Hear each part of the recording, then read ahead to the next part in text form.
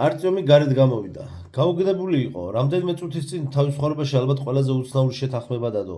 მისმა დამქირავებლებმა ისიც კი არ უთხრეს, თუ რა უნდა მოეძებნა წიგნსაცავში. შეპირდნენ, რომ ამას მაშინ ეტყოდნენ, როდესაც ზევით ავიდოდა. იქნებ ეს წიგნი იყო, რომელზეც დანილამ უამბო წინა საღამოს. მაგრამ ბრამინებს ეს ვერ კითხა. თანაც მასპინძლებმა ეს საიდუმლო გვარიანად შეზარხოშებულმა გაანდო. ასე რომ შეიძლებოდა არც მთლად სარწმუნო ყოფილიყო. არწომ შეპირდნენ, რომ დედამიწის ზედაპირზე მარტო არ ავიდოდა. ბრამინების თქმით, მასთან ერთად სულ ცოტა ორი სტალკერი და კასტის ერთ-ერთი წარმომადგენელი იქნებოდა. თუ ექსპედიცია წარმატებით დასრულდებოდა, არწომი ამ ბრამის გადასცემდა იმას, რასაც იპოვიდა. სანაცვლოდ კი ცოდნის მცველი აჩვენებდა ისეთ რამეს, რაც ვედეენხა საშიშროებას ააცილებდა. ახლა ბაქანზე რომ მიჯდა, ეჩვენებოდა, რომ მოლაპარაკების პირობები სრულიად აბსურდული იყო. როგორც ძველ რუსულ ზღაპარშია, უნდა წასულიყო სადღაც და მოეტანა ის, რაც არ იცოდა რა იყო. სამაგიეროდ სასწაულებრივ ხსნას პირდებოდნენ, თუმცა არ უმხელდნენ როგორ დაეხმარებოდნენ, მაგრამ შეეძლო კი არ დათანხმებოდა, თუნდაც ასეთ წინადადებას და ხელცარიელი დაბრუნებულიყო. განა ამას მოელოდა მისგან მონადირე? როდესაც არტიომმა ჰკითხა თავისი დუმალ თანამოსაუბრეებს, როგორ იპოვიდა ბიბლიოთეკის გიგანტურ წიგნსაცავში იმას, რასაც ისინი ეძებდნენ, უპასუხეს, რომ ყველაფერს თვითონ მიხვდება, ანუ გაიგონებს. ეს რომ მოისმინა არტიომმა ამჯობინა აღარაფერი ეკითხა, რადგან შეეშინდა, რომ დავალების მიმცემთ ეჭვი შეეპარებოდათ მის არაჩვეულებრივ ნიჭში და იმაში, რომ განგების ნებით მოხვდა მათთან. საუბრის დასასრულს იგი მკაცრად გააფრთხილეს, რომ სამხედროებს არ უნდა გაეგოთ ამ შეთანხმების შესახებ, თორემ იგი ძალას დაკარგავდა. არტიომი დარბაზის ცენტრში დადგმულ გრძელ სკამზე ჩამოჯდა და ჩაფიქრდა. სრულიად მოულოდნელად მიეცა შესაძლებლობა აესრულებინა ბავშვობის დროინდელი ოცნება. ასულიყო დედამიწის ზედაპირზე და თანაც მარტო კი არა, ნამდვილი სტალკერების თანხლებით. არავინ დასჯიდა ამისათვის, რადგან ეს ბრამინების ნებით უნდა გაეკეთებინა. მაინც რა ჰკითხა მათ? რატომ არ უყვართ სიტყვა ბიბლიოთეკარი? მაინც არ ჰკითხა მათ, რატომ არ უყვართ სიტყვა ბიბლიოთეკარი? ფიქრებში გართულმა ვერც კი შეამჩნია, რომ მელნიკი გვერდით მიუჯდა. იგი ძალიან დაღლილი და დაძაბული ჩანდა. რატომ დათანხმდი? კითხა მან არტიომს. თქვენ საიდან იცით? გაუკვირდა ყმაწვილს. ბრამინებთან მისი შეხვედრის შემდეგ 15 წუთიც არ იყო გასული. მელნიკს პასუხი არ გაუწია, განაგრძო. მომიწევ შენთან ერთად წამოსვლა. ახლა ჰანტერის წინაშე ვაგებ პასუხს, რომ რამე არ დაგემართოს. ბრამინებთან დადებულ ხელშეკრულებაზე უარის თქმა არ შეიძლება. ეს ჯერ არავის გამოსვლია, რაც მთავარია სამხედროებთან არაფერი წამოგწდეს. იგი ფეხზე წამოდგა და თავი გადააქნია. ჯერ კიდევ არ იცი, რაში გაყავი თავი. წავალ, ცოტას წაუძინებ, ამაღამ გავდივართ. თქვენ ხომ სამხედრო ხართ? დაიბნა არტიომი. გავიგონე, რომ პოლკოვნიკი გიწოდეს. პოლკოვნიკი ვარ, მაგრამ მათ უწყებას არ ვეკუთვნი. უხალისოდ უპასუხა მელნიკმა და წავიდა. დარჩენილი დრო არტიომმა პოლიციის დათვალიერებას მიუძღვნა. უმიზნოდ დაეხეტებოდა გადასასვლელებში, აკვირდებოდა სვეტებს და მორთულობას, უსმენდა ქუჩის მუსიკოსებს, ფურცლავდა დახლებზე გამოფენილ წიგნებს და აყურებდა ჭორებს. იქვე შეიძინა სქელ შესაფუთ ქაღალდზე დაბეჭდილი გაზეთი მეტროს სიახლენი. გაეთამაშა გასაყიდად გამოყვანილი ლეკვებს. მთელი ამ დროის განმავლობაში ისეთი შეგრძნება ჰქონდა, რომ ვიღაც უთვალთვალებდა. რამდენჯერმე სცადა სწრაფად უკან მოხედვა, მაგრამ ვერავინ შეამჩნია. გარშემო ხალხი ირეოდა, ყველა თავისი საქმით იყო გართული და მას ყურადღებას არავინ აქცევდა. ერთ-ერთ გადასასვლელში სასტუმრო აღმოაჩინა და რამდენიმე საათს წაუძინა, სანამ დათქმულ ადგილას ბოროვიცკაიას მხრიდან ქალაქში გასასვლელთან გამოცხადდებოდა. მელნიკი აგვიანებდა, მაგრამ საგუშაგოს მორიგეები გაფრთხილებულნი იყვნენ და არტიომს ჩაის შესთავაზეს. ხანში შესულმა გუშაგმა ერთი წუთით შეწყვიტა თხრობა, ჭიქაში მდუღარე წყალი ჩაასხა და განაგრძო. ხო და მე მაშინ დამავალეს რადიო ეთერის გაკონტროლება. ყველას იმედი ჰქონდა, რომ ურალს იქით მდებარე სამთავრობო ბუნკერების სიგნალს დავიჭერდით. სულ ტყუილად ვცდილობდით, რადგან პირველად სტრატეგიულ ობიექტებს დაარტყეს. რამენკებიც და გაანადგურეს და ის აგარაკებიც 30 მეტრიანი სიღრმის სარდაფები რომ ჰქონდა. რამენკებს ალბათ დაინდობდნენ, მშვიდობიან მოსახლეობას მაინც და მაინც არ ერჩოდნენ. მაშინ ბოლომდე ვერავინ მიხვდა, რომ ომი დაიწყო, ხოლო როდესაც მივხვდით, უკვე სულ ერთი იყო. ხო და იმას ვამბობდი, რამენკებს ალბათ არ დაარტყამდნენ, მაგრამ იქ ახლოს სამხედრო პუნქტი იყო და ის ამოიღეს მიზანში. მშვიდობიანი მოსახლეობის დაყოფა კი ზარალია და სხვა არაფერი. არბაცკაიას გვერდით ბუნკერში ვიჯექი. თავიდან ბევრ საინტერესო რამეს ვიჭერდი. ციმბირი დუნდა, სამაგიეროდ ცხები მეხმიანებოდნენ. მაგალითად სტრატეგიული ატომური წყალქვეშა ნავები. მეკითხებოდნენ, უნდა დაერტყათ თუ არა. ადამიანებს არ სჯეროდათ, რომ მოსკოვი აღარ არსებობდა. პირველი რანგის კაპიტნები პირდაპირ ეთერში ბავშვები ვიტიროდნენ. იცი რა უცნაური გზნობა, ყველაფრის მნახველი საზღვაო ოფიცერი რომ ტირის და გთხოვს, როგორმე გაიგო მისი ცოლშვილი თუ გადარჩა. მიდი და მოძებნე ამ ქაოსში. მერე კი ყველა სხვადასხვანაირად იქცეოდა. ვიღაც ამბობდა, რომ მისთვის ახლა ყველაფერი სულ ერთია. მიდიოდა იმათი ნაპირებისაკენ და საბრძოლო კომპლექსს ცლიდა. სხვებმა გადაწყვიტეს, რომ თუ ყველაფერი დაინგრა, ომსაც აზრი აღარ ჰქონდა. რისთვისღა უნდა დაეხოცათ ადამიანები, მაგრამ ეს უკვე აღარაფერს წყვეტდა. ისინი, ვინც ოჯახების გამო შურისძიება განიზრახეს, საკმაონი იყვნენ. წყალქვეშა ნავები კი კიდევ დიდხანს მეპასუხებოდნენ. იმათ შეუძლიათ ნახევარი წელი გაჩერდნენ სიღრმეში. ვიღაცებს მიაგნეს, მაგრამ ყველას როგორ იპოვიდნენ, ისეთი ამბები გავიგე მაშინ რომ გამახსენდება, დღემდე ჟურნალტელი მივლის, მაგრამ მე სხვა რამის მოყოლა მინდა. ერთხელ ტანკის ეკიპაჟი დავიჭირეს, სამნი იყვნენ. სასწაულით გადარჩნენ. გონი თავიანთ ნაწილში არ იყვნენ მაშინ. ახალი თაობის ჯავშანი ჰქონდათ და რადიაციისგან იმან დაიცვათ. მომართეს ტანკი და მოსკოვიდან აღმოსავლეთისკენ წავიდნენ. გზად ცეცხლმოკიდებული სოფლებიდან ვიღაც დედაკაცები აიყვანეს. გზა და გზა მხოლოდ საწვავს ასხამდნენ და სულ უფრო შორს მიდიოდნენ. ისეთ უღრანში შევიდნენ, სადაც დასაბომბიც აღარაფერი იყო. ბოლოს საწვავი გაუთავდათ. რადიაციული ფონი იქაც კარგა მაღალი იყო, მაგრამ არა ისეთი, როგორც ქალაქების ირგვლივ. იქ დაბანაკდნენ. ტანკი ნახევრად ჩაფლეს მიწაში და ციხესიმაგრე გამოუვიდათ. გვერდზე კარვები მიუდგეს.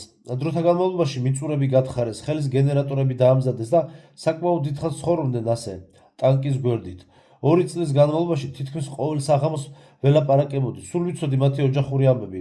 2-ს ბავშვები შეეძინა, ნორმალურები ჩანდნენ, ტყვია-წამლის მარაგიც ჰქონდათ. ისეთ ურჩხულებს ხვდებოდნენ იქ, რომ ხეირიანად ვერც მიხსნიდნენ, მერე კი დაიკარგდნენ. თითქმის ნახევარი წელი ვცდილობდი მათთან დაკავშირებას, მაგრამ მგონი რაღაც დაემართათ. შეიძლება გენერატორი ან გადამცემი გაუფუჭდათ, ან ტყვია-წამალი გაუთავდათ. რამეკების შესახებ ამბობდი, რომ დაბომბეს. შეახსენა მეწყვილემ. მე კი იცი რა გავიფიქრე? ამდენი წელია მსახურობდა, ვერავინ მითხრა, როგორ მოხდა, რომ კრემლი გადარჩა. რატომ არ დაანგრიეს? იქ რომ ბუნკერებია, ისეთი ალბათ არსად იქნება. ვინ გითხრა, რომ ხელი არ ახლეს? სწორედაც რომ ახლეს, შეეკამათა ხანში შესული გუშაგი. უბრალოდ დაანგრევა არ უნდოდათ, რადგან არქიტექტურული ძეგლია, თანაც ახალი იარაღი გამოსცადეს მასზე და მივიღეთ ის, რაც მივიღეთ. ისე კი ჯობდა თავიდანვე აღიგავათ მიწისპირიდან. გუშაგმა გადააფურთხა და გაჩუმდა. არწივი ჩუმად იჯდა და ცდილობდა ვეტერანისათვის ხელი არ შეეშალა. ასე საინტერესოდ იმ ამბების შესახებ იშვიათად თუ ვინმე ყვებოდა, მაგრამ მოხუცი დადუმდა. ალბათ მოგონებებმა გაიტაცა. ერთხანს არწივით დუმდა, ბოლოს კი გაბედა იმ შეკითხვის დასმა, რომელიც კარგა ხანია აწუხებდა. სხვა ქალაქებშიც ხომ არის მეტრო? ყოველ შემთხვევაში იყო, ასე გამიგია. ნუ თუ სხვაგან ხალხი არსად დარჩა, თქვენ რომ მეკავშირედ მუშაობდით, მათგან სიგნალები არ მიგიღიათ? არა, არ მიმიღია, თუმცა შენ მართალი ხარ. პიტერში წესით ხალხი უნდა გადარჩენილიყო. იქ მეტროპოლიტენის სადგურები ძალიან ღრმად არის, ზოგიერთი აქაურზე უფრო ღრმადაც კი. ახალგაზრდობისას ვიყავი პიტერში. იქ ერთ-ერთ ხაზზე ლიანდაგზე გასასვლელი არ იყო. დიდი რკინის ჭიშკრები იდგა. ჭიშკრებიც მატარებლის ჩამოდგომისას იღებოდა. ბევრს ვკითხე მაშინ რატომ გააკეთეს ასე და ვერავინ გამცა დამაჯერებელი პასუხი. ერთმა მითხრა მეტროს წყალდიდობისგან იცავსო. მეორემ მოპირკეთება ძვირი ჯდებაო. მერე ერთი მშენებელი გავიცანი და მან მიამბო, რომ სანამ ხაზის გამართვაზე მუშაობდნენ, ნახევარი ბრიგადა თურმე ვიღაცამ შეუჭამათ. სხვა ბრიგადებშიც იგივე ხდებოდა. მხოლოდ დახურულ ძვლებს და ინსტრუმენტებს პოულობდნენ. მოსახლეობას რა თქმა უნდა არაფერი გაუმხილეს, მაგრამ გადაწყვიტეს ეს რკინის კარები დაეყენებინათ. ეს რამდენი წლის წინ იყო რადიაციის შემდეგ კი რა მოხდა, იქ ძნელი წარმოსადგენია. საუბარი შეწყდა. საგუშაგოსთან მელნიკი გამოჩნდა. მას კიდევ ერთი არც თუ მაღალი დაკუნთული და ყბებგანიერი კაცი ახლდა. ორივე ახალ მოსულს უკვე დამცავი კოსტუმი ეცვა და დიდი ზურგჩანთა ეკიდა. მელნიკმა არწივი უხმო დაათვალიერა, ფეხებთან დიდი შავი ჩანთა დაუდო და ხელით იქვე მდგომ კარავზე მიუთითა. არწივი კარავში შევიდა, გახსნა ჩანთა და ამოიღო ისეთივე შავი კომბინეზონი, როგორც მელნიკსა და მის თანამხლებ სტალკერს ეცვათ. აირწილაღი ფართო წინა შუშითა და ორი ფილტრით, მაღალყელიანი, ზონრიანი ფეხსაცმელი, ფარანი, ქსოვილი გადაკრულ მრგვალი მუზარადი და კალაშნიკოვის ახალი ავტომატი, ლაზერული სამიზნითა და დასაკეცი კონდახით, რომლის მსგავსიც არწივმა ჰანზის ელიტური ქვედანაყოფის გუშაგებს დაუნახა. ტანსაცმელს იცვლიდა, რომ როცა კარვის კალთა ვიღაცა მასწია და შიგნით შემოვიდა. ეს ბრამინი დანილა იყო, ხელში ზუსტად ისეთივე ჩათით, როგორიც არწივს მისცეს. ორივე გაოცებით მიაჩნდა ერთმანეთს. არწივმა პირველმა ამოიღო ხმა. მას შენ ხარ ჩვენი თანხმლები? ზემოთ მოდიხარ, რომ მოძებნო ის, რაც არ ვიცით რა არის? გესლიანად კითხა დანილას. მე კი ვიცი, ოღონ წარმოდგენა არა მაქვს, შენ როგორ უნდა მოძებნო ის? კუშტად უპასუხა ბრამინმა. არა, არც მე მაქვს წარმოდგენა, აღიარა არწივმა. მითხრეს, რომ მერე ამიხსნიდან ყველაფერს, ხო და აი ველოდები. მე კი მითხრეს, რომ ზევით ნათელმხილველს აგზავნიან, რომელიც იგრძნობს საით უნდა წავიდეთ. მე ვარ ნათელმხილველი? გაეცინა არწივს. უხუცესები ფიქრობენ, რომ შენ განსაკუთრებული ნიჭი გაქვს და ბედისწერის რჩეული ხარ. მამა-პაპა თანდერთში ნათესწარმეტყველებია, რომ გამოგვეცხადება ბედისწერის რჩეული ყმაწვილი, რომელიც ამოხსნით დიადი ბიბლიოთეკის საიდუმლოს და იპოვის იმას, რასაც ჩვენი კასტა აგერ უკვე 10 წელია ეძებს. უხუცესები დარწმუნებულნი არიან, რომ სწორად შენ ხარ რჩეული. ეს ის წიგნია, რომელზეც შენ ვიყვებოდი? პირდაპირ კითხა არწივმა. დანილა დიდხანს არ პასუხობდა, ბოლოს კი თავი დაუქნია. შენ უნდა იგრძნო იგი, წიგნი ყველას არ ემალება. თუ შენ ნამდვილად ბედისწერის რჩეული ხარ, საერთოდ არ დაგჭირდება წიგნს საცავში ქექვა, წიგნი თვითონ გიპოვის. მან არწივს გამომცდელად შეხედა და ფრთხილად კითხა. სანაცვლოდ რას თხოვე მათ? დამალვას აზრი არ ჰქონდა და არწივმა მოკლედ უამბო თავისი გასაჭირი. ოღონდ გაუკვირდა, რომ დანილამ, რომელსაც უხუცესების თქმით უნდა ესწავლებინა მისთვის ვედეეხას გადარჩენის ხერხი, არაფერი იცოდა ამის შესახებ. ბრამინმა ყურადღებით მოусმინა და ერთხმას ჩაფიქრებული იდგა. მელნიკი და მეორე სტალკერი უკვე მზად იყვნენ და მათ ელოდებოდნენ. მუზარადები და აირწილაღები ხელში ეკავათ. ტყვიამფრქვევი ახლა მელნიკის მეწყვილეს ჰქონდა. თვით მელნიკს კი მხარზე ისეთივე ავტომატი მოეგდო, როგორც არწივს მისცა. გულზე სტალკერს ღამის ხედვის ხელსაწყო ეკიდა. როდესაც დანილა კარვიდან გამოვიდა, არწივმა და მან ერთმანეთი შეათვალიერეს. მერე ბრამინმა თვალი ჩაუკრა და ორივეს გაეცინა. ახლა ისინი ნამდვილ სტალკერებს გავდნენ. გაგვიმართლა, ჩაშჩურჩულა დანილამ არწივს. სტალკერები ახალ ბედებს ორ-ორი წლით ზემოთ შეშაზე დაარბენინებენ, სანამ ნამდვილ საქმეზე წაიყვანენ. მე და შენ კი ეგრევე ბობოლების შემადგენლობაში მოვხვდით. მელნიკმა უკმაყოფილოდ გადახედა მათ, მაგრამ არაფერი უთქვა. მხოლოდ დანიშნა გამომყევითო. გადასასვლელის თაღთან მივიდნენ. კიბი აიარეს და ბეტონის ბლოკების კედელში ჩაშენებული შეჯავშნილ კართან შეჩერდნენ. ამ კარს მთელი რაზმი იცავდა. სტალკერი მიესალმა გუშაგებს და ანიშნა კარი გაეღოთ. ერთ-ერთი ჯარისკაცი გასასვლელთან მივიდა და მძიმე ურდული გასწია. კარი ნელა გაიღო. მელნიკმა ყველა გაატარა. დაცვას მხედრული სალამი მისცა და თვითონაც გავიდა. კარს იქით 3 მეტრიანი ბუფერული ზონა დაჯავშნულ კარს ჰერმეტულად დახურული ჭიშკრისაგან აშორებდა. აქ კიდევ მძიმედ შეიარაღებული ორი ჯარისკაცი და ერთი ოფიცერი იდგა. სადამ ჭიშკრის გაღებას მოითხოვდა, მელნიკმა გადაწყვიტა ახალ ბედებისათვის ინსტრუქციები მიეცა. მაშასე სიარულისას ზედმეტი არ ილაპარაკოთ. ოდესმე უკვე ყოფილ ხართ ზემოთ? ნიშნულობა არ აქვს, მომეცი რუკა. მიმართა მან ოფიცერს. ვესტიბიულამდე მე გამომყვებით. გვერდით არ გაიხედავთ, არ ილაპარაკებთ. ვესტიბიულიდან გამოსვლისას არც იფიქროთ ძელებს შორის გავლა.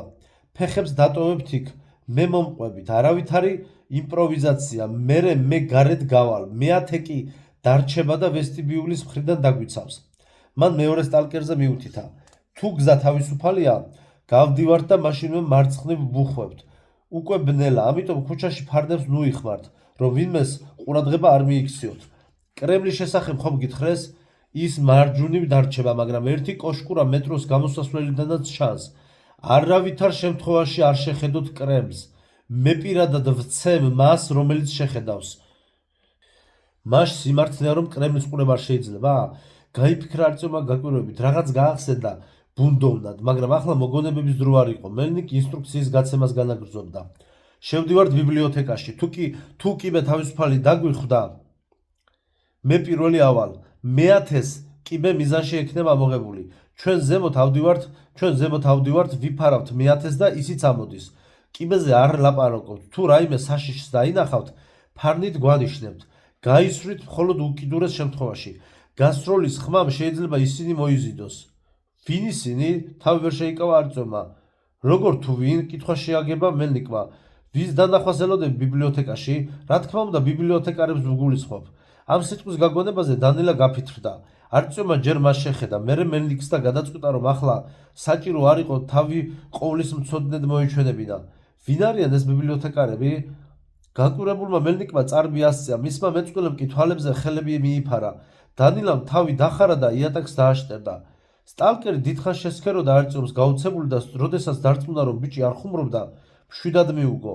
შენ თვითონ ახავ, მთავარია დაიმახსო, რომ იმისათვის, რომ თავს არ დაგესხან, პირდაპირ თვალებში უნდა უყურო. არ მისცე საშუალება ზურგიდან მოგეპარონ. მორჩა, გავდივართ. მან აირწინაღი ჩამოიცვა, მუზარადი დაიხურა და დაცვას სერა თითი აჩვენა. ოფიცერმა რკინის ფარდა ასწია და მელნიკმა ხელი აიქნია იმის ნიშნად, რომ შეიძლებოდა გასვლა. არწივმა შუშის კარს ხელი ჰკრა, ავტომატი მოიმარჯვა და ქუჩაში გავარდა.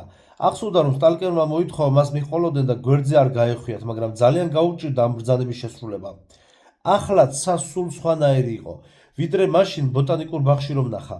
უკიდეგანოთ ცისფერი ლაჟვარდის მაგიერ მუქი, სქელი ღრუბლები ეკიდა. შემოდგომის წვიმის პირველი წვეთები დაეცა დედამიწაზე. დრო და დრო ცივი ქარი უბერავდა.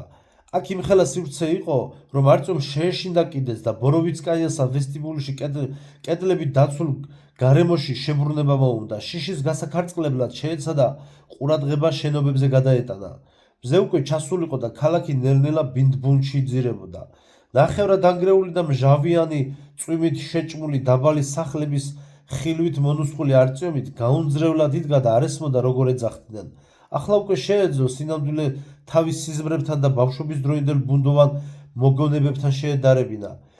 უცებ შეამჩნია, რომ გვერდით დანილა ამოსდგომოდა. ალბათ არც ის ასულა ოდესმე დედამიწის ზედაპირზე. ვესტიბიული და სულ ბოლოს მეათე გამოვიდა. არწივს მხარზე ხელი დაკრა და მარჯვნივ შორს დიდი ეკლესიის სილუეტზე მიუთითა. ჯვარ შეხედე.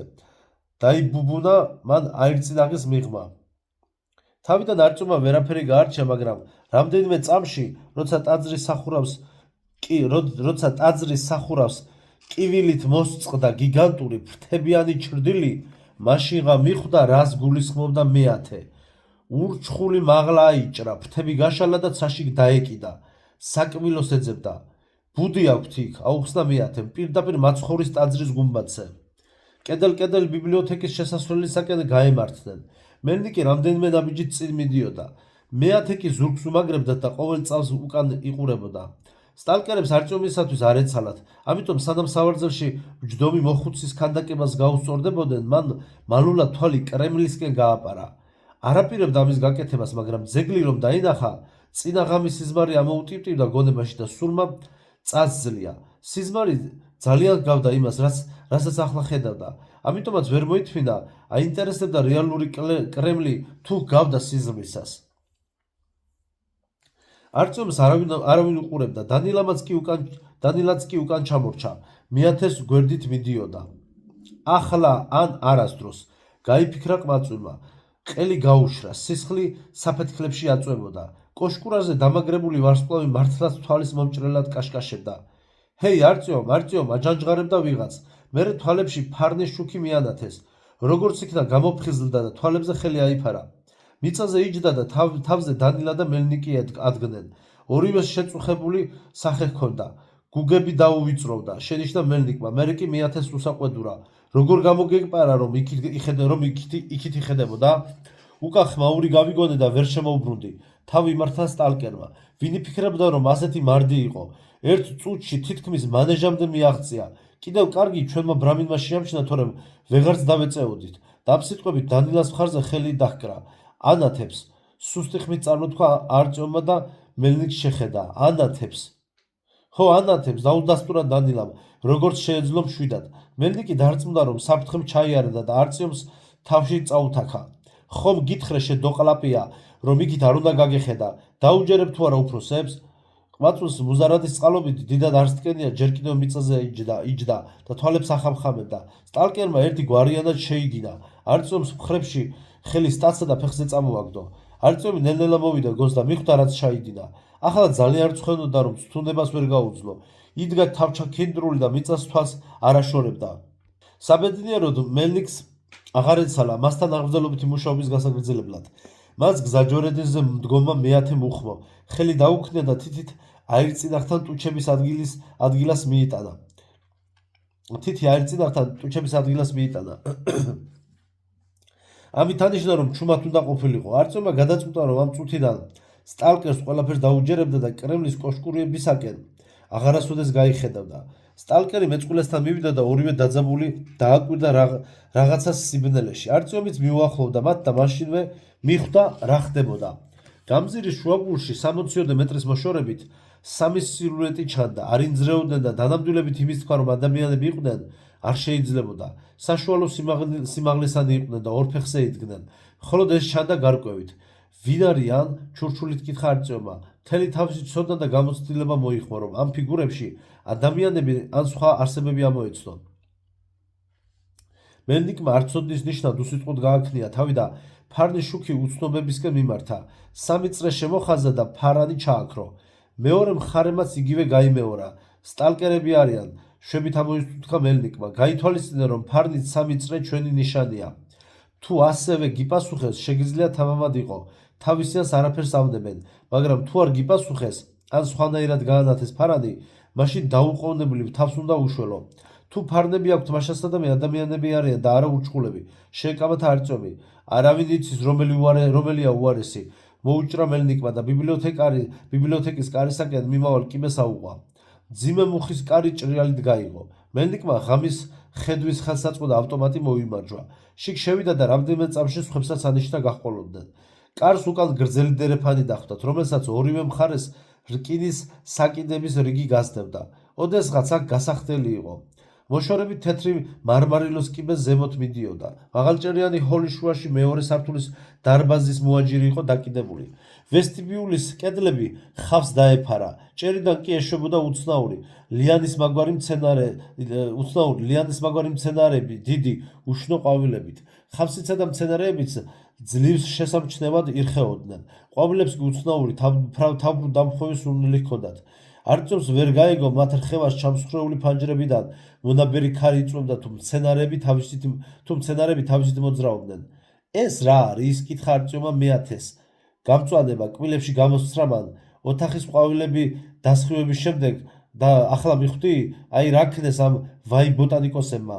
მელნიკს მიხვდნენ, კიბემდე მივიდნენ და კედელ-კედელ ასვლა დაიწყეს. წინ მიმავალი სტალკერი თვალს არ აშორებდა შესასვლელის შავ კვადრატს, საიდანაც სხვა სათავსოებისაკენ მიმავალი დერეფანი იწყებოდა. დანარჩენები კი ფარნებით ანათებდნენ მარმარილოს კედლებს და ჟანგისფერი ხავსით დაფარულ ჭერს. მეორე სართულზე აივანზე ჩამწკრივებული ხის კარადების უმეტესობა დამწვარი და დამპალი იყო. ყოველი კარა დაასობით პატარა უჯრისაგან შედგებოდა. კარტოთეკა, მოწიწებით წარმოთქვა დანილამ. ჩვენმა უხუცესებმა ამ ყუთებზე მკითხაობა იციან. რიტუალის შესრულების შემდეგ ბრმა დაირჩევ კარადას, გამოსწევ უჯრას და აიღებ ბარათს, რომელიც პირველი მოგხვდება ხელში.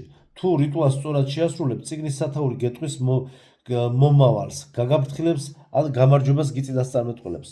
არწიომს მოუნდა კარადებთან მისვლა და იმის გარკვევა, თუ კარტოთეკის რომელ განყოფილებაში შეიტანეს მისი მომავალი, მაგრამ უცებ რაღაც შეამჩნია. გატეხილ ფანჯარასთან რამდენიმე მეტრზე გაჭიმულ ობობას გიგანტურ ქსელში დიდი ფრინველი გაბმულიყო და ფართხალებდა. არსება კი, რომელმაც ეს ქსელი შექმნა, არწიომის გულის გასახარად არსად ჩანდა. ამ 4 მამაკაცის გარდა ვესტიბულში არავინ იყო. მელნიკმა ანიშნა გაჩერებულიყვნენ და არწიომს მიმართა. ახლა ყური დაუგდე არა იმას, რაც გარედან გესმის, არამედ იმას, რასაც შენი გული და გონება გიკარნახობს. წიგნმა თვითონ უნდა დაგიძახოს. ბრამინთა უხუცესები ფიქრობენ, რომ დიდი ალბათობით მთავარი წიგნსაცავის ერთ-ერთ იარუსზე დევს, მაგრამ ეს ფოლიანტი შეიძლება სხვაგანაც იყოს. რომელიმე სამკითხველო დარბაზში, საბიბლიოთეკო ურიკაზე, დერეფანში, მორიგე თანამშრომლის მაგიდის უჯრაში. ამიტომ სანამ წიგნსაცავში შევალთ, შეეცადა იგი აქ იგრძნო, თვალები დახუჭა და მოდუნდი. არწივმა თვალები დახუჭა და სმენად იქცა. ასე იდგა 5-10 წუთი. კუნაპეტის სიმნელე იყო, ქუჩაში ქარი ღმოდა, სადღაც ხის თარავები ჭრაჭუნებდა. სამკითხველო დარბაზიდან რაღაც გაურკვეველი ხველების მსგავსი ხმები ისმოდა, მაგრამ წიგნის ზახილს არც ერთი ხმა არ გავდა. ბოლოს თვალები გაახილა და თავი უმწეოდ გააქნია. არა, არაფერი მესმის. თავს დამნაშავედ გრძნობდა, მელნიკი დუმდა, დანილასაც არაფერი მდგოს, მაგრამ ეტყობოდა, რომ გულგატეხილი იყო. შესაძლოა ის მართლაც არ არის აქ. ცოტა ხნის დუმილის შემდეგ თქვა სტალკერმა, მაშასა და მე წიგნსაცავში შეღწევა უნდა ვცადოთ. მან შეაბიჯა ფართო ღიობში, რომელსაც მხოლოდ კარის ერთი გვერდებ დამწვარი ფრთაღა შერჩენოდა. კარი მრგვალ არც თუ დიდ, მაგრამ მაღალჭერიან ოთახში გადიოდა, რომელსაც 4 გასასვლელი ჰქონდა. მეათე მელნიკს გაჰყვა.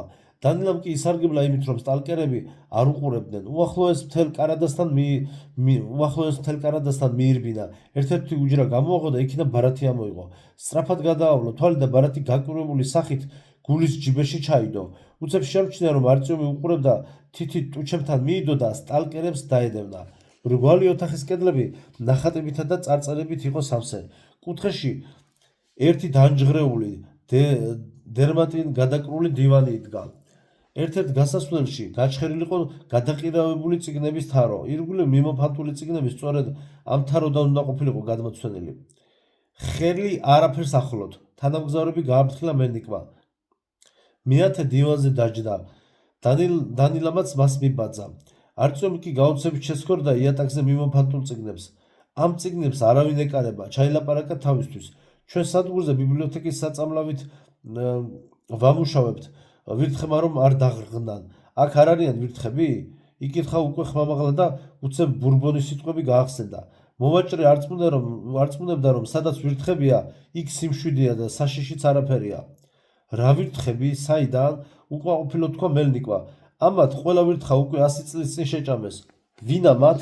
დაიბნა არწივი. ბიბლიოთეკარებმა, რა თქმა უნდა, ჩაერთო საუბარში მეათე. მაინც ვერ გავიგეს ბიბლიოთეკარები ადამიანები არიან თუ მხეცები?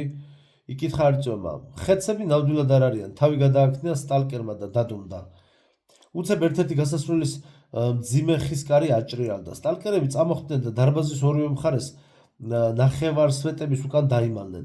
დანილა დივნიდან ქვემოთ ჩაცურდა, იატაკზე გაგორდა და კუთხეში შეიყუჟა. არწივმაც მას მიბაძა. იქით მთავარი სამკითხველო დარბაზია, უჩურჩულა ბრამინმა. ხანდახან იქ გამოჩნდებიან ხოლმე. გეყოფა ლაქლაქი. არიცი, რომ ბიბლიოთეკარები ისე გიждდებიან ხმაურზე, როგორც ხარიწითელი ნაჭრის აფრიალებისას? შეუძახა სტალკერმა და მეათეს სამკითხველო დარბაზის კარისკენ მიუთითა. მეწყვილემ თავი დაუქნია და ორივენი უშველებელი მუხის კარისაკენ კედელ გაიმართნენ. მათ არწივი და დანილა მიხვდნენ. მელნიკი პირველი შევიდა დარბაზში, კედელს აეკრა, ავტომატი შემართა, ღრმად ჩაისუნთქა და კარს მხრით დაეჯახა. მაშინვე შებრუნდა და იარაღი დარბაზის შავ სიცარიელეს მიუშვირა. ერთ წამში ყველანი იქ აღმოჩნდნენ. უზარმაზარ დარბაზს ორივე მხარე 6-6 ფანჯარა ჰქონდა დატანებული და 20 მეტრიანი ჭერიდან აქაც ყვავილებიანი ლიანები ეშვებოდა. ზოგ ფანჯარას შუშებიც კი შერჩენოდა, მაგრამ განათება ძალიან ცუდი იყო. მთვარის შუქი ლიანების წნულში ძლივს აღწევდა. ჩანდა ადრე მარჯვნივ და მარცხნივ მკითხველების მაგიდები რიგებად უნდა მდგარიყო. მათი უმეტესობა უკვე მოპარული, დამწვარი ან დამტრეული იყო. 10-ოდე მაგიდაღად შემორჩენილიყო უფრო ისინი, რომლებიც კედელზე გამოსახული პანოს ქვეშ იდგა. იმავე კედელთან იდგა რაღაც ძეგლი, რომელიც სიბნელეში ძალიან ცუდად ჩანდა. ყველგან გაკრული იყო წარწერა, დაიცავით სიჩუმე. აქ სულ სხვაგვარი სიჩუმე იყო, ვიდრე ვესტიბიულში. მკვრივი და მძიმე, თითქოს მისთვის ხელის ხლებაც შეიძლებოდა. სიჩუმე მთელ დარბაზს ავსებდა და მისი დარღვევა საშიში იყო. ფარნებით გულდასმით დაათვალიერეს იქაურობა. ბოლოს კი მელნიკმა დაასკვნა. ალბათ ქარი იყო. იმავე წუთს არწივმა შეამჩნია რუხი ჩრდილი, რომელმაც მაგიდების წინ გაერბინა და წიგნის სტელაჟებს შორის გასასვლელში გაუჩინარდა. მელნიკმაც დაინახა იგი. ღამის ხედვის ხელსაწყო მოიმარჯვა. ავტომატი შემართა და ფრთხილად დაიძრა საიდუმლო გასასვლელისაკენ. მეათემ მას მისდია.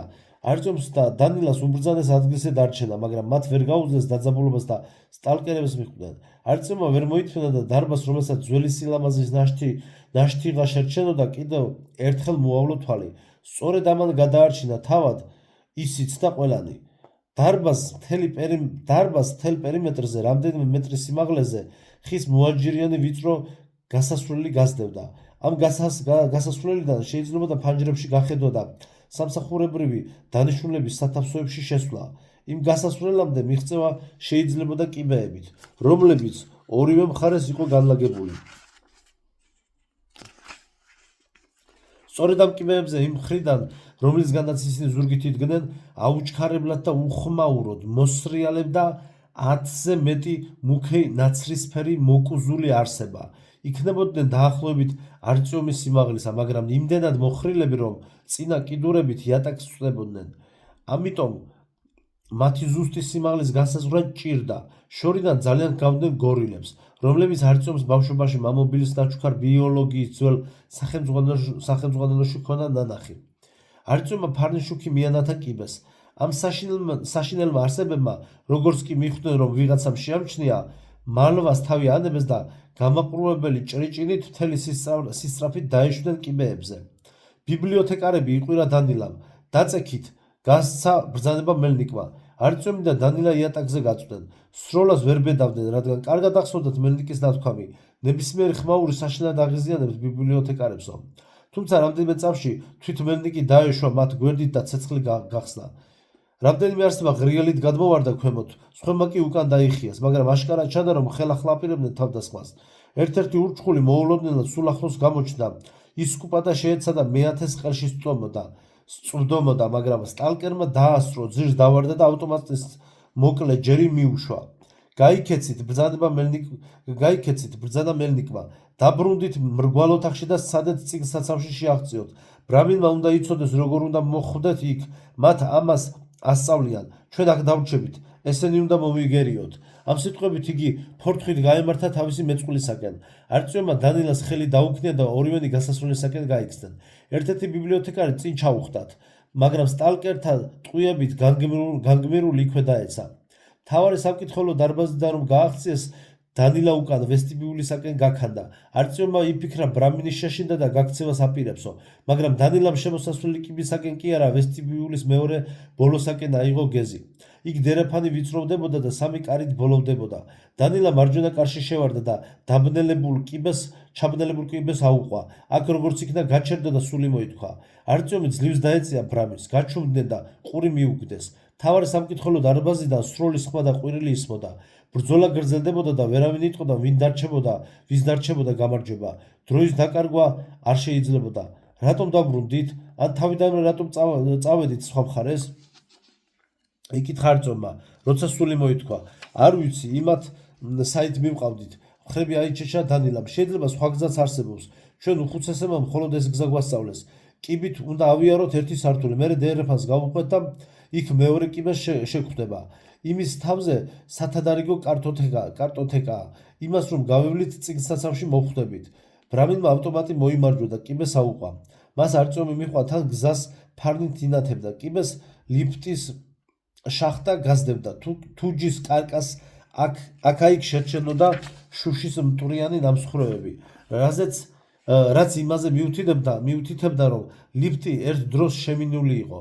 კიბის საფეხურები ალაგ-ალაგ დამპალიყო, აღარც მოაჯირი არსებობდა. კიბე სავსე იყო შუშის ნამსხვრევებით, გამხვარი ნაკელითა და ცარიელი ვაზდებით. ფეხი რომ არ დასცდებოდა და ლიფტის შახტაში არ ჩავარდნილიყო, არწივი ფრთხილად კედელ-კედელ აუყვა კიბეს. ერთი სართული აიარეს და აღმოჩნდნენ პატარა კვადრატულ ოთახში, საიდან სამი დერეფანი გადიოდა. არწივი მიხვდა, რომ მეგზურის გარეშე აქედან ვერ გააღწევდა. მარცხენა კარის იქით ბნელი ფართო დერეფანი მოჩანდა. მარჯვენა კარი რატომღაც ფიცრებით აეჭედათ, მის გვერდით კი მურით მიეწერათ. არ გააღოთ, სასიკვდილოა. დანილამ არწივი წაიყვანა პირდაპირ მდებარე ვიწრო გასასვლელისაკენ, რომელიც კიდევ ერთ ბევრკარიან დერეფანში გადადიოდა. ბრამინი აქ უკვე უფრო ნელა მოძრაობდა, ხშირად ჩერდებოდა და რაღაცას ყურს უგდებდა. იატაკი ამ დერეფანში პარკეტისა იყო. ყვითლად შეღებილი კედლებზე კი ისევ გამაფრთხილებელი წარწერები ეკიდა სიჩუმის დაცვის მოთხოვნით. ზოგი კარი ღია იყო და გაძარცვული კაბინეტები ჩანდა, დაკეტილი კარებიდან უცნაური შარიშური ისმოდა. ერთ-ერთი კარის უკნიდან არწივს ფეხის ხმაც კი მოესმა. დანილას რომ გადახედა, მიხვდა რომ ეს კარგს არაფერს მოასწავებდა, ამიტომ ფეხს აუჩქარეს, რათა სწრაფად გასულოდნენ იქაურობას. როგორც იქნა მარჯვნივ გამოჩნდა კიბის ახალი უჯრედი. დარბაზებთან შედარებით აქ საკმაოდ შუქი იყო. კედლებში ფანჯრები იყო დატანებული, მეხუთე სართულიდან კარგად ჩანდა ეზო, სათავსოები და ტექნიკური კონსტრუქციების კარკასები. მალე არწივი იძულებული გახდა შეეწყვიტა ეზოს თვალიერება, რადგან შენობის კუთხიდან ორი ნაცრისფერი მოკუზული ფიგურა გამოჩნდა. ისინი ქვემოთ დაბორიალებდნენ, თითქოს რაღაცას ეძებდნენ.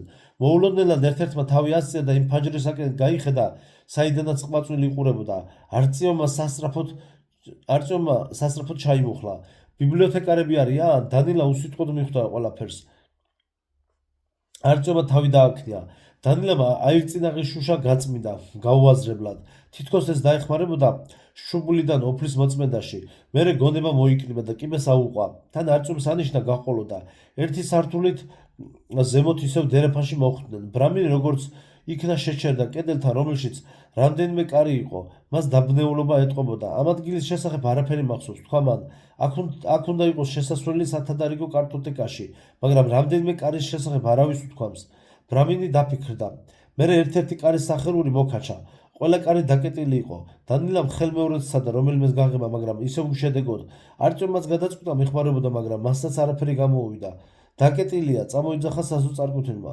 უცებ დანილა აკანკალდა. შეშინებულმა არწივმა ნაბიჯი უკან გადადგა, მაგრამ მალე მიხვდა, რომ ბრამინი უბრალოდ იცინოდა. მიდი დააკაკუნე, შესთავაზა მან არწივს და დაამატა. ბოდიში მგონი ისტერიკა მაქვს. არწივმა იგრძნო, რომ მასაც იცინებოდა. სიცილი უკიდურესი დაძაბულობის შედეგი იყო. რამდენიმე წუთში ორივე იდგა და ხარხარებდა. მოდი მართლა დავაკაკუნო, თქვა ბოლოს არწივმა. უახლოეს კართან მივიდა და სამჯერ დააკაკუნა. წამიც არ გასულა, რომ კარის მეორე მხრიდან საპასუხო კაკუნი გაიცმა. არწივს ყელი გაუშრა, გულმა გამალებით დაუწყო ძგერა. ეჭვი არ იყო, კარს უკან ვიღაც იდგა. მათ სიცილს უსმენდა და იცდიდა. დანილამ შეშლილი თვალებით შეხედა მეგობარს და უკან დაიხია. მეორე მხრიდან კი ისევ გაისმა კაკუნი. ამჯერად უფრო ხმამაღალი და მომთხოვნი. მაშინ არწივმა გააკეთა ის, რაც ოდესღაც სუხოი მასწავლა. გამოქანდა და ფეხის თხლიშა მეზობელი კარის საკეტს. არ ეგონა თუ გამოვიდოდა, მაგრამ რკინის საკეტი დამპალი ფიცრიდან ამოვარდა და კარი ხმაურით გაიღო. სათავსო, რომელიც ამ კარის მიღმა იყო, სრულიად განსხვავდებოდა დანარჩენი დარბაზებისა და დერეფნებისაგან. დახუთული და ნესტიანი ოთახი ერთიანად უცნაურ მცენარეებს დაეფარათ. გამსკდარი ქოთნები და დამოზრდილი მსხვილი ღეროები, პრიალა ფოთლები და უზარმაზარი ყვავილები ისეთ მკვეთრ სუნს გამოსცემდნენ, რომ აირწინაღშიც კი აღწევდა. ლიანებში გახვეული საბიბლიოთეკო ყუთების უმეტესობა მაღალი ტენიანობის გამო დამპალიყო. დანილა ერთ-ერთი უჯრის გამოღებას შეეცადა, მაგრამ უჯრა ხელში შემოეფშნა. სათადარიგო კარტოტეკა. შვები თქვა მან, ახლა უკვე ახლოს ვართ. უკნიდან ისე მოისმა კაკუნი. მერე ვიღაცამ კარის სახელურს დაუწყო წვალება. ყვაწვილები აჩქარდნენ, ცდილობდნენ იატაკზე განრთქმული ფესვებისათვის ფეხი არ წამოეკრათ და სასწრაფოდ გასვლოდნენ აქაურობას. დარბაზის მეორე მხარეს კიდევ ერთი ამჯერად ღია კარი დახვდათ. ბოლო დერეფანიც გაიარეს და წიგნსაცავში აღმოჩნდნენ. წიგნის მტვრით გაჯერებულ ბიბლიოთეკაში სიმშვიდე იდგა. არწივმა მიმოიხედა, მოეჩვენა, რომ ძველი წიგნების სუნი სცემდა, რომელიც ბავშვობიდან ძალიან უყვარდა. მან დანილას შეხედა. ჰო, მოვედით, დაუდასტურა ბრამინმა. აბა, როგორ არის საქმე? ისე, რა ცოტა მეშინია, გამოთქვდა არწივი. ერთბაშად ვერ მიხვდა, რას ეკითხებოდნენ. წიგნი არ გიხმიანება? ჩაიკითხა ბრამინი. აქ მისი ხმა უკვე კარგად უნდა ისმოდეს. არწივმა თვალები დახუჭა და სადა. ყურადღება დაეძაბა. თავში ისეთივე სიცარიელე ჰქონდა, როგორც მიტოვებულ გვირაბში. ცოტა ხნის შემდეგ გაიგონა რაღაც ხმები, რომლებიც ბიბლიოთეკის სხვადასხვა მხრიდან მოდიოდა, მაგრამ არც ერთი არ გავდა წიგნის სახლის. ვერც რაიმე განსაკუთრებულს გრძნობდა. არა, არაფერი მესმის, თქვა მან. კარგი, მცირე დუბლის შემდეგ უთხრა დანილამ, მეორე იარუსზე ავიდეთ. სულ 19 იარუსია. აუცილებლად უნდა მოვძებნოთ. უწიგნოთ, ჩვენი დაბრუნება არ შეიძლება. რამდენიმე სართული აიარეს. მეორე იარუსი ძალიან ჰგავდა პირველს. შუაში საშუალო ზომის ოთახში რამდენიმე საწერე მაგი დაიდგა. იქიდან კი ორი დერეფანი იწყებოდა. დერეფნებში ჭერამდე აზიდულ წიგნებით სამსა თაროებს შორის ვიწრო გასასვლელი ჩანდა. ჭერი აქ მეტისმეტად დაბალი იყო. უზარმაზარი ვესტიბიულისა და სამკითხველო დარბაზის შემდეგ თითქოს სულ თქვაც კი ჭირდა. სტელაჟებზე მოთავსებული წიგნები ერთი შეხედვით კარგად იყო შენახული. ბევრი მათგანი ხელუხლებელი ჩანდა. ალბათ მას შემდეგაც რაც ადამიანებმა მიატოვეს ბიბლიოთეკა, აქ აურობას განსაკუთრებული მიკროკლიმატი იცავდა. ამ ზღაპრული სიმდიდრის შემხედვარი არწუმს გადაავიწყდა კიდეც, რისთვის იყო აქ. გაუყვა თაროებს და წიგნებს თვალიერება დაუწყო. დანილა თავიდან არ უშლიდა ხელს, რადგან ეგონა რომ არწუმი იმ ერთადერთ წიგნს ეძებდა, მაგრამ როცა მიხვდა რომ ასე არ იყო, სტაცა ხელი დაიძულა გზა განეგრძოთ. ასე გაიარეს რამდენიმე იარუსი და ძალიან ბევრი დერეფანი, მაგრამ ამაოდ. არწუმი კვლავ ვერაფერს გრძნობდა. უცებ გაახსენდა რომ საბჭოს ხდომაზე ბრამინებმა კი აღიარეს ბედისწერის რჩეულად, მაგრამ სამხედროებმა მთელი მისი მონათხრობი ჰალუცინაციურ ბოდვად მონათლეს. უკანასკნელ სართულებზე თითქოს რაღაც იგრძნო, მაგრამ არა წიგნის ძახილი, არამედ სულ სხვა რამ. ეს შეგრძნება გვირაბის შიშს გავდა. მიუხედავად იმისა, რომ მთელ საცავში მათ ორის გარდა სულიერის ჭაჭანება არ იყო, სულ ეჩვენებოდა, რომ წიგნის თაროების უკნიდან ვიღაც უთვალთვალებდათ. უეცრად დანილამ ხარზე ხელი შეახო და თავისი ფეხსაცმლის გახსნილ ზონარზე მიუთითა. მე შევიკრავ, შენ კი იქამდე ძებნა განაგრძე. იქნებ მაინც გაიგონო. ჩურჩულით უთხრა არწუმას და ჩაიმუხლა. არწუმა თავი დაუქნა და გზა გააგრძელა. ერთი-ორჯერ მოიხედა. ხედავდა როგორ წვალობდა დანილას სქელი ხელთათმანებით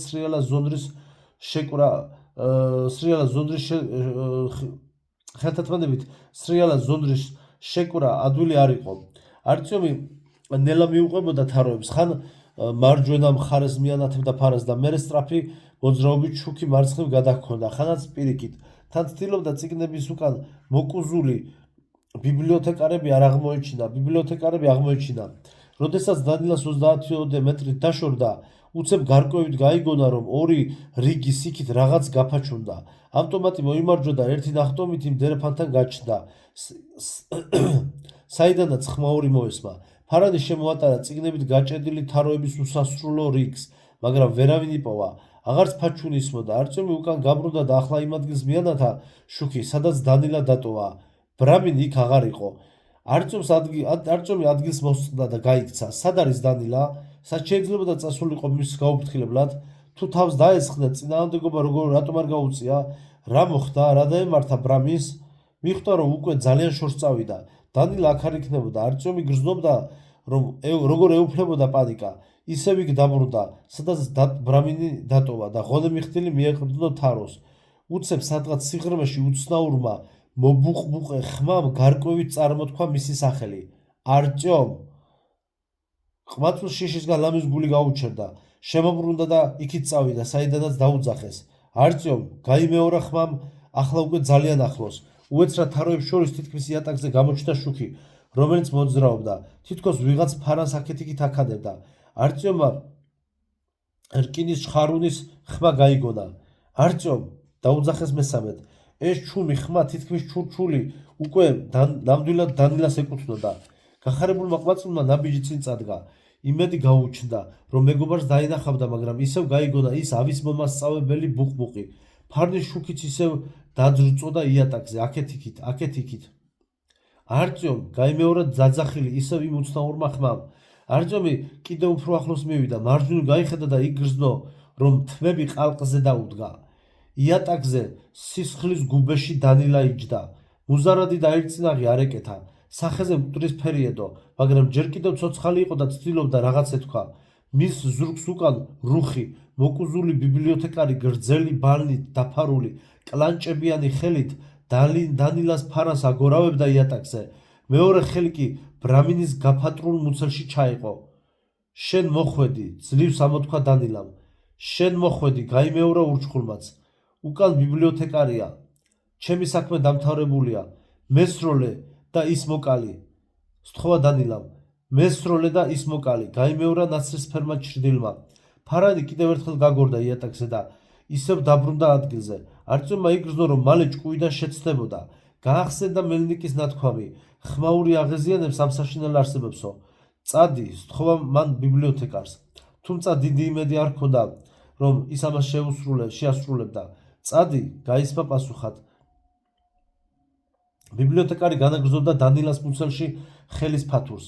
ბრამინმა დაიკვნეს და პირიდან სისხლი გადმოუვიდა. მან ძალა მოიკრიბა და ცოტა უფრო ხმამაღლა თქვა: ისროლე მოითხოვა მის ზურგს უკან მყოფმა ბიბლიოთეკარმა. არტიომი დაბნეული იდგა, ვერ გადაეწყვიტა როგორ მოქცეულიყო. მოეკლა მეგობარი და ამით სხვა ურჩხულების ყურადღება მიეპყრო თუ მიეტოვებინა დანილა და გაქცეულიყო. აშკარა იყო რომ ბრამინი ვერ გადარჩებოდა. ბიბლიოთეკარმა წინ წამოიწია, ჯერ მისი წაწვეტებული ყური გამოჩნდა, მერე დიდი მწვანე თვალი. მან არტიომს შეხედა. ყმაწვილს მაშინვე გაახსენდა მელნიკის კიდევ ერთი გაფრთხილება. თავარია თვალებში უყურო და არ მისცემს საშუალება ზურგიდან შემოგიაროს. ახლოდან ბიბლიოთეკარი საერთოდ აღარ გავდა გორილას ან რომელიმე სხვა მაიმუნს. სახე ბალნით ჰქონდა დაფარული, პირიდან საზარელი ეშვები გამოსჩროდა. ვერტიკალურ ჭრილში ჩასმული უშველებელი მწვანე თვალებით ყმაწვილს დაჟინების ჩესქეროდა. არტიომს მოეჩვენა რომ მთელი საუკუნე გავიდა. დანილას კუნესამ გამოაფხიზლა. მან ავტომატით ასწია და ურჩხულს პირდაპირ შუბში დაუმისდა. ჩახმახის შხაკუნზე საშინელი არსება ავის მომასწავლებლად ასისინდა და კვლავ სიბნელეში შეიმალა.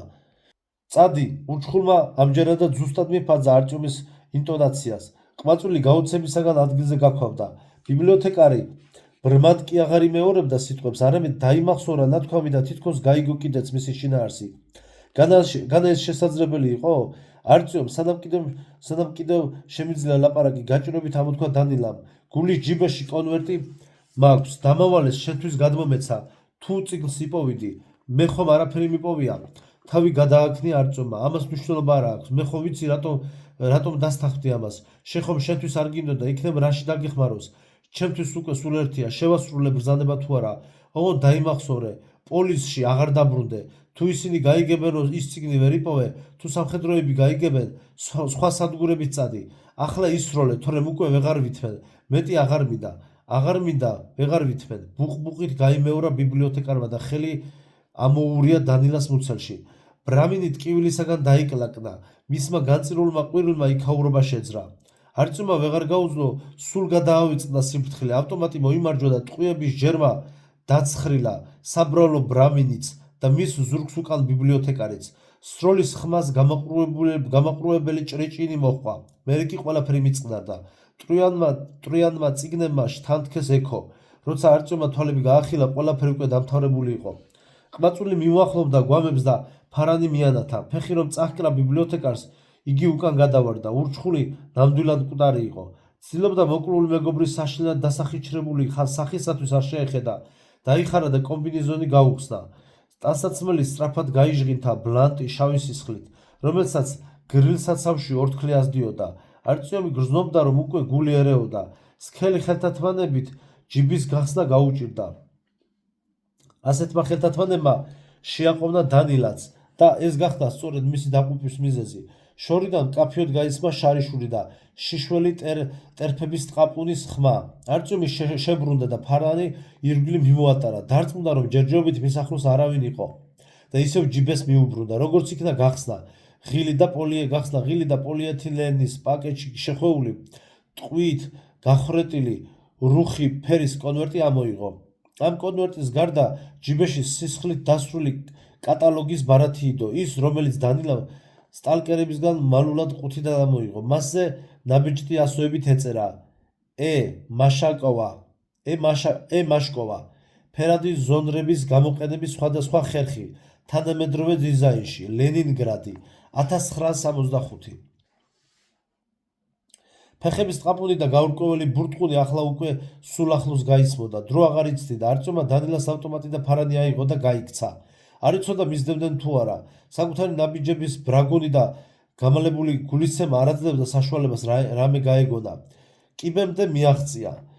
ბეტონის საფეხურებზე დაეშვა და უცებ გაახსენდა, რომ არ იცოდა რომელ სართულზე იყო შესასვლელი, რომლითაც ისინი საცავში მოხვდნენ. რა თქმა უნდა, შეიძლებოდა პირველ სართულამდე ჩასვლა, ფანჯრის მინის ჩამსხვრევა და ეზოში გადახტომა. ეს რომ მოაფიქრდა, ფანჯარაში გადაიხედა. რამდენიმე ნაცრისფერი ურჩხული შუაგულ ეზოში იდგა და ზემოთ საცავისაკენ იყურებოდა. არტიომი კედელს გაეკრა და გზა ასე გააგრძელა. ახლა, როდესაც ფეხაკრებით მიდიოდა, ზემოდან გარკვევით ესმოდა შიშველი ფეხების ტყაპუნი. ნერვებმა კვლავ უმტყუნა და ისევ კისრის ტეხით დაეშვა კიბეზე. ყველა იარუსზე წამით ჩერდებოდა და ნაცნობკარს ეძებდა. ერთი-ორჯერ უკანაც კი დაბრუნდა, რადგან იეჭვა, რომ გასასვლელი ვერ დაინახა. იცოდა, რომ ამ ხმაურით ბიბლიოთეკის ბინადარ ყველა ურჩხულს ფეხზე დააყენებდა, მაგრამ თავს ვერ ერეოდა. ერთხელაც რომ დაბრუნდა უკან, ჩამსხვრეული ფანჯრის წინ მოკუზული ნაცრისფერი სილუეტი შეამჩნია. უკან დაიხია რომელიღაც დერეფანში შეიყვჟა და ბიბლიოთეკარის გამოჩენის მოლოდინში ავტომატი მოიმარჯვა. ასე იდგა კარგ ახალს, მაგრამ არავინ გამოჩენილა. საზღვაო არსებამ ან ვერ გაბედა მარტო გამოსდგომოდა, ან თვითონაც უცდიდა, როდის უმტყუნებდა არწმუნს ნერვები და საფლიდან გამოვიდოდა. მაგრამ უკან დაბრუნება საჭირო არ იყო, რადგან დერეფანს მეორე გასასვლელიც ჰქონდა. წუთით დაფიქრდა და უკუსვლით ნელ-ნელა დაშვერდა ღიობს. დერეფანი გვერდზე უხვევდა. მოსახვევში გარღვეულ კედელთან აგურის დამტვრევები და გაჯი ეყარა. რაღაცა უკარნახა არწმუნს, რომ შიგნით უნდა შესულიყო. კედლის იქით დამტვრეული ავეჯით სავსე ოთახი აღმოჩნდა. იატაკზე კინო და ფოტოფირების ნაგლეჯები იყო მიმობნეული. მოპირდაპირე მხარეს კარი მოჩანდა. არწმუნი მასთან მივიდა და ფრთხილად შეიხედა.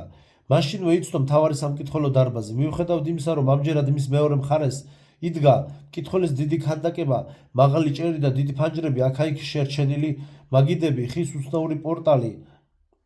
ყველაფერი ეს იმ დღეს უკვე ნახა. ახლა მოაჯირით შემოსაზღვრულ ვიწრო გალერეაზე იდგა. სწორედ აქედან ეშვებოდა კიბე, რომლებზეც პირველად დაინახა ბიბლიოთეკარები. წარმოდგენა არ ჰქონდა, როგორ მოხვდა აქ საცავიდან, მაგრამ ფიქრის დრო არ იყო. ბიბლიოთეკარები ყოველ წუთს შეიძლებოდა დასწევნდნენ. არწმუნმა ერთ-ერთ კიბეზე ჩაირბინა და კარისაკენ გაიქცა. ხის თახთან რამდენიმე ბიბლიოთეკარის დაკრუნჩხული გვამი ეკდო. სიბნელეში სისხლის გუბეში ჩააბიჯა. ფეხი დაუცდა და კინაღამ წაიქცა. მძიმე კარი გაჭირვებით გააღო და მაშინვე თვალებში სინათლის სხივმა შეანათა. კიდევ კარგი მელნიკის რჩევა დარიგება გაახსენდა ფარანს ხელის ტაცა და შუქით სამი წრე შემოხაზა იმის ნიშნად, რომ მტრული განზრახვით არ იყო მოსული. ვიღაცამ თავისი ფარანი გვერდზე გასცია და არწმუნი ნელა წავიდა მრგვალი ოთახისაკენ, ისე რომ ჯერ არ იცოდა ვის ნახავდა იქ. ხელის ტყვიო მფრქვევი იატაკზე იდო. მელნიკი კი დივანზე მიწოლილ მეწყვილეს ადგა თავზე. აკვნესებულ მეათეს თვალები დაეხუჭა. ფეხი კი არაბუნებრივად მობრეცოდა. არწმუნი დააკვირდა მას და მიხვდა, რომ კიდური მუხლში იყო გადატეხილი. ვერ წარმოედგინა, რა ძალა უნდა ჰქონოდა არსებას, რომელმაც ბრგეს სტალკერი ასე დაასახიჩრა. სად არის შენი ამხანა? გიჰკითხა არწმუნს მელნიკმა და ისევ მეათესაკენ შებრუნდა. ბიბლიოთეკარები საცავში თავს დაგვესხნენ. სადა ახსნა არწმუნმა? რატომღაც არ მოუდა იმის თქვა, რომ დანილა თვითონ მოკლა, თუნდაც იმიტომ, რომ ვეღარ გაუძლო მის ტანჯვას. წიგნი იპოვე? ისევ ჰკითხა სტალკერმა. ვერ ვიპოვე, თავი გააჩნია არწმუნმა. ვერც ვერაფერი ვიგრძენ და ვერც გავიგონე. მომეხმარე ავწიო, არა უმჯობესია ჩვენი ზურგჩათები წამოიღო. ხედავ რა დამართეს ფეხზე? კინაღამ თლად მოაგლიჯეს. ზურგზე თუ ავიკიდებ, სხვანაირად ადგილიდან ვერ დავძრავთ. მელნიკმა მეათეზე მიუთითა. არწმუნმა სწრაფად წამოკრიფა მთელი აღჭურვილობა. ყველაფერი ერთად 25 კილოგრამზე მეტს იწონდა, მაგრამ მელნიკი, რომელმაც მეწყვილე აიკიდა, გაცილებით უარეს მდგომარეობაში იყო. ისინი ნელა წავიდნენ გასასვლელისაკენ. ბიბლიოთეკარები აღარ გამოჩენილან, მაგრამ როდესაც არწმუნმა მძიმე კარი გააღო და წინ სტალკერი გაატარა, ბიბლიოთეკის სიღრმიდან ისევ გაისმა ბუყბუყი და კივილი. ამის გაგონებაზე არწმუნს გააცივა და სწრაფად მიიჯახუნა კარი. ახლა მთავარი იყო, რაც შეიძლებოდა მალე მიაღწიათ მეტრომდე. თვალები დახარე, უბრძანა მელნიკმა, როგორც კი ქუჩაში აღმოჩნდნენ. ვარსკვლავი ახლა პირდაპირ შენს წინ იქნება. არ გაბედო შეხედვა. არწმუნმა მორჩილად დახარა თავი. საკმაოდ ძნელი იყო სამი ზურგჩათის, ორი ავტომატისა და ხელის ტყვია მფრქვევების თრევა. დაშავებული სტალკერი გაცილებით მეტს იწონიდა, ამიტომ ბოროვიცკაიამდე არაერთხელ შეისვენეს. მეტროში შესვლის უფლება მელნიკმა არწმუნს არ მისცა. პოლისში შენი გამოჩენა არ შეიძლება. წიგნი ვერ იპოვე. მათი მეგზური დაკარგე. ბრამინებს ეს არ მოეწონებათ, რაც თავარია შენ არ ხარ ის, რომელსაც მოელიან. თავიანთი საიდუმლო კი გაგანდეს. თუ პოლისში დაბრუნდები, გაგაქრობენ. ამის სპეციალისტები ჰყავთ, მერე რა რომ ინტელიგენტები არიან. მეც კი ვერ დაგიცავ. ამიტომ წადი, უკეთესი იქნება თუ სმოლენსკაიასაკენ აიღებ გეზს. იქ გზა სწორია, სახლები ცოტაა. შარა შუკებში სიარული არ მოგიხდება. თუ იჩქარებ, შეიძლება მზის ამოსვლამდე მიაღწიო კიდეც. რის ამოსვლამდე კითხა გაკურებით არ წვემა. მიხვდა რომ მარტო უნდა გაევლო დედამიწის ზედაპირზე 2 კილომეტრი და ისე დაიბნა რომ ენა წაერთვა. მზის ამოსვლამდე უმჯობესი ადამიანები დღისით ზემოთ არ გამოუჩნდეთ. ნანგრევებიდან მზეზე გასათფობად ისეთი არსებები გამოდიან, რომ ნამდვილად არ მოგინდება მათთან შეხვედრა. სინათლეზე აღარაფერს ვამბობ, აუცილებლად დაბრმავდები, შავი სათვალეც ვერ გიშველის. როგორ უნდა წავიდე მარტო? იკითხა გაუგდებულმა არწივმა. თავარი არ შეგეშინდეს. სულ პირდაპირ უნდა იარო. გახვალ კალინინის გამზირზე და პირდაპირ ივლი. არსად გადაუხვიო. შუა გზაზე არ გახვიდე, მაგრამ სახლებთან ახლოსაც არ იარო. იქ ყველგან ვიღაც ცხოვრობს. ასე მეორე დიდი გამზირის გადაკვეთამდე მიხვალ. ეს სადოვე კოლცო იქნება. იქ მარცხნივ გაუხვევ. ცოტა ხანში დიდი ღია ფერის ქვით მოპირკეთებული შენობა შეგხვდება. იქ ოდესღაც მოდების სახლი იყო. იმ სახლის უკან დაინახავ ყვითელ თაღს, რომელსაც ეწერება სმოლენსკაიას მეტროსადგური. თაღში რომ შეხვალ, შიდა ეზოში აღმოჩნდები და სადგურს დაინახავ. იქ ერთი შესასვლელი ღიაა. სტალკერებისათვის აქვთ გახსნილი. ჭიშკარზე ასე უნდა დააკაკუნო. 3 ჩქარა, 2 ნელა, 3 ჩქარა. გაგიღებენ და ეტყვი რომ მე გაგაგზავნე. იქ დამელოდე. მე-1000 ლაზარეთში მივიყვან და მაშინვე წამოვალ. შუა დღემდე მოვასწრებ მოსვლას. მე თვითონ გიპოვი. ავტომატები დაიტოვე. არავინ იცის რა შეიძლება მოხდეს. რუკის მიხედვით უფრო ახლოს სხვა სადგურია. არბაცკაია. გაიხსენა არწვემა. ხო, არის ასეთი სადგური, მაგრამ იქ არ შეხვიდე. შენ თვითონ არ მოგინდება. შენ თვითონაც არ მოგინდება. გვერდზე რომ ჩაული, მეორე მხარეს გადადი. სწრაფად იარე, მაგრამ არ გაიქცე. მორჩა, დრო აღარ დაკარგო. მოუჭრა ბოლოს სტალკერმა და არწვემს გასასვლელისაგან უბიძგა. ყმაწვილს შეკამათება აღარ უცდია. ერთი ავტომატი მხარზე გადაიკიდა, მეორე კი მოიმარჯვა. ქუჩაში გავიდა და ძეგლისაკენ გაემართა. თან ხელს იფარავდა თვალებზე. შემთხვევით კრემლის ვარსკვლავები რომ არ დაენახა.